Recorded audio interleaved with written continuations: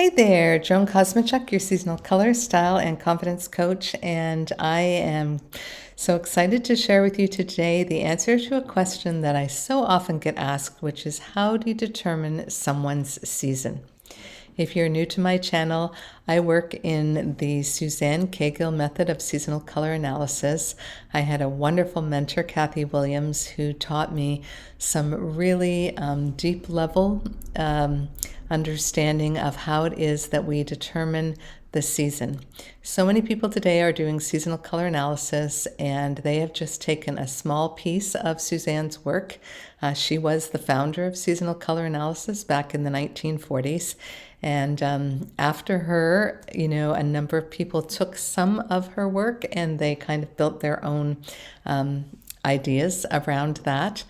But when I was doing my own study, I found that so confusing and found it that when I finally got to understand Suzanne's work, that all of the pieces fell into place and I suddenly understood the magic and the power of seasonal color analysis.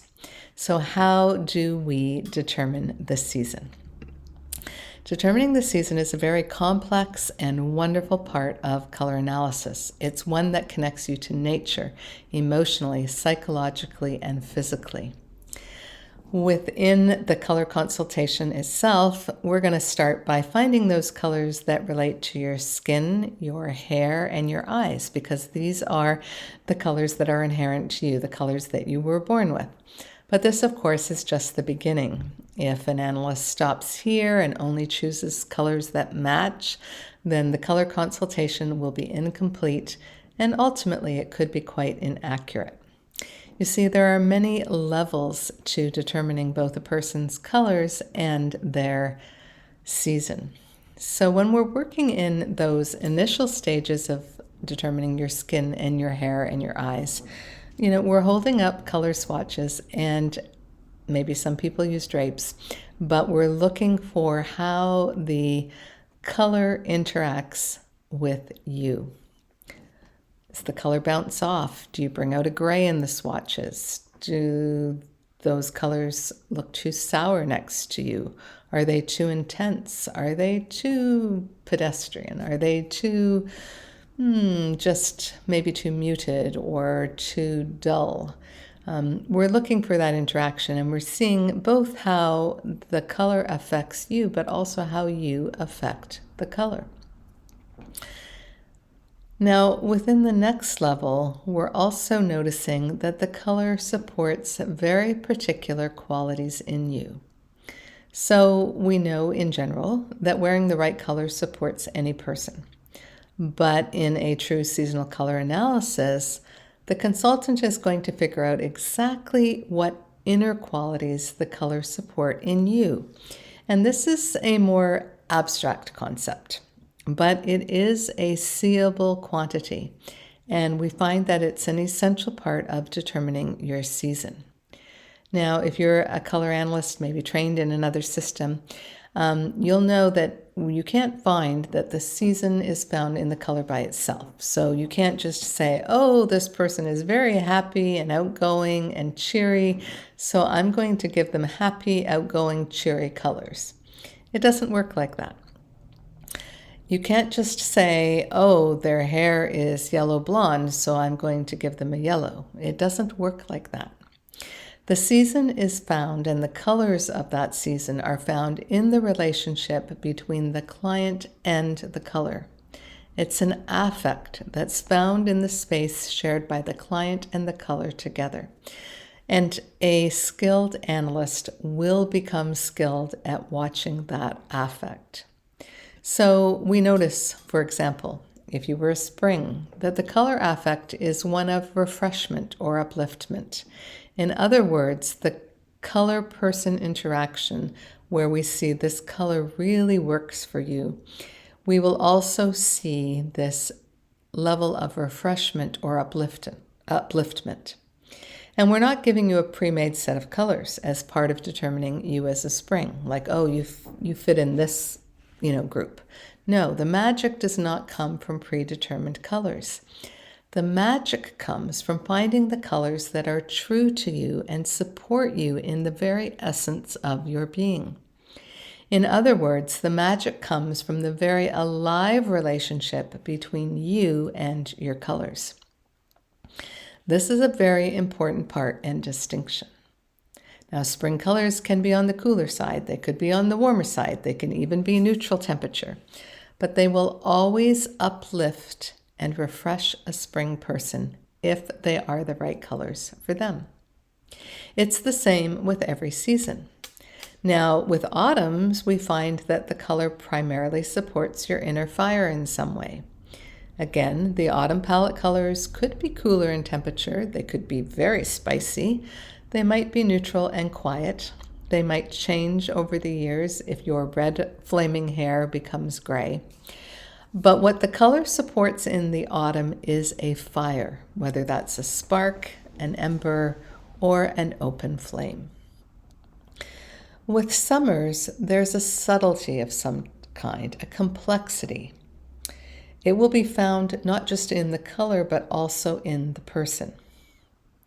Summer colors are complex. They're often muted. Sometimes they're muted with gray. Sometimes they're muted with their complement.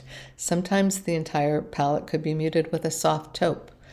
But summer colors are not necessarily pastels, but they have this complexity to them and they have a softness to them, and they bring out that softness and that complexity in the person.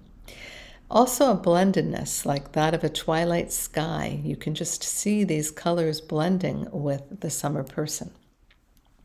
But no matter what, there will be some kind of overriding complexity present. A summer's colors will support this complexity, this sensitivity, this blendedness, this softness. Now in winter people, there's an uncompromised purity that the color resonates with. So when the color comes up next to them, we feel the presence of some aspect of the undiluted, the uncompromised, the resolute. Even if the client is, chatting away or laughing, head back and mouth wide open, the consultant can still experience sort of a great winter stillness when watching the person and the color interact. It's that kind of stillness that kind of takes your breath away on a beautiful, crisp winter day. Now, this doesn't mean that springs or autumns or winters or summer do not share each other's qualities, and there are certainly within each of the seasons some crossovers between one season and another where those qualities are shared more equally, we might say. But we would never say that a spring, for example, is always a Tigger, or that a winter must always be quiet and dramatic. As I've said, we don't believe in putting people in boxes of any kind. People are so much more complex.